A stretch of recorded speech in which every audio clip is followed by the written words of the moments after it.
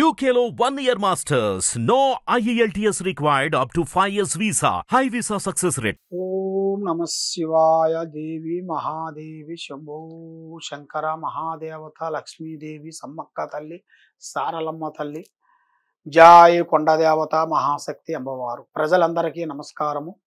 స్త్రీ క్రోధినామ సంవత్సరం అక్టోబరు నెల కన్యరాశి ఫలితాలు. ఈ కన్యరాశిలో ఉండవలసిన వాళ్ళకి అదృష్టము, జీవితము, స్థానము, యోగము, లక్ష్మీ బలము, యోగ బలము, స్థాన బలము, దరిద్ర బలము, గ్రహ బలము, యోగ బలము. ఈ బలాలలో ఎక్కువగా ఈ కన్యరాశి వాళ్ళకి ఏ కార్యక్రమం చేసినా కూడా అన్నీ 50-50% జరుగుతుంటాయి.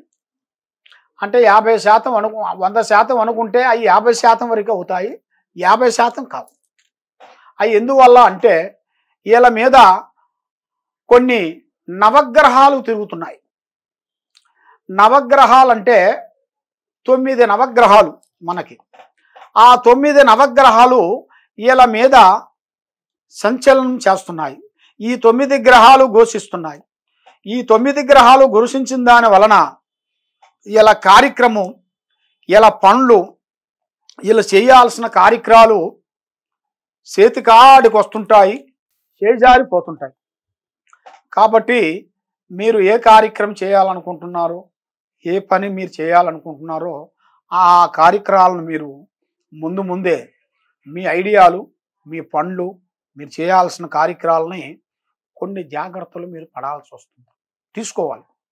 కొన్ని జాగ్రత్తలు మీరు తీసుకోకుండా దాన్ని మీరు గుడ్డిగా ఆలోచించి ఏమి కాదులే అని అనుకొని పోయారనుకోండి, దానివల్ల మీకు చిన్న నిప్పే పెద్ద కొండను కాల్చేస్తుంది. చిన్న సమస్య మీ లైఫ్ను పోగొడుతుంది, మిమ్మల్ని కటకటాలు పాలు చేస్తుంది, మిమ్మల్ని లేనిపోయిన విధానాల్లో మిమ్మల్ని ముంచుతుంది. కాబట్టి ఉన్న సమస్యలను మీరు కొంచెం గ్రహించి ఆ సమస్యలో మనం ఎవరిని నమ్మొద్దు. ఎవరిని నమ్మామంటే మీ జాతకంలో చాలా మోసాలు జరుగుతాయి. కాబట్టి ఏ కార్యక్రమం చేయాలనుకున్నా, ఏ పని పోదాం అనుకున్నా కూడా ఆ కార్యక్రమం అనేది మనం నిదానంగా చేసుకుంటూ పోవాలి. కాబట్టి మనం ఎవరు నమ్ముతామో వాళ్ళు కూడా మనల్ని అంత పెద్దగా నమ్మరు. ఫస్ట్ ఆలోచిస్తారు. మనం చేసే పనితనాన్ని బట్టి వాళ్ళు ఆలోచిస్తారు. ఆలోచించిన తర్వాత వాళ్ళకి మనకు చేయాల్సిన ఒక చిన్న హెల్ప్ చేస్తారు. మనతో వాళ్ళు పెద్ద పెద్ద పనులు చేయించుకుంటారు. ఎందువల్ల మన వీక్నెస్ని బట్టి వాళ్ళు దెబ్బ కొడుతుంటారు.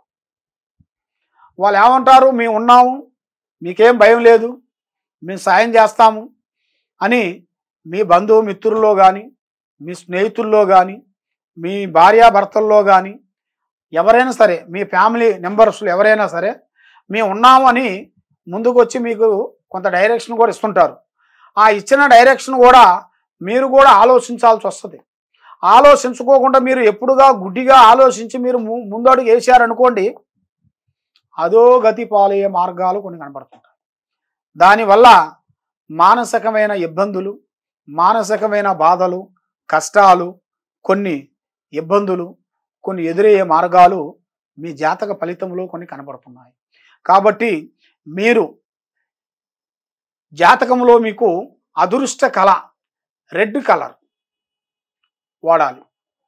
ఎక్కువగా ఈ జాతకంలో ఉండవలసిన వాళ్ళకి రెడ్ కలర్ వాడాలి. ఎక్కువగా మీరు పూజించాల్సింది అష్టలక్ష్మి. అంటే ఆ అష్టలక్ష్మి గుడికి వెళ్ళి మీరు అష్టలక్ష్మి పూజలు చేయాలి.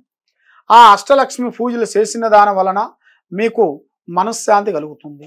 తర్వాత ఈ నవగ్రహాలు అనేది మీరు చేయాల్సింది ఒకటి, ఆ నవగ్రహాల గుడికి వెళ్ళేసి మీరు 9 ప్రదర్శనలు శనివారం 9 ప్రదర్శనలు చేయాలి.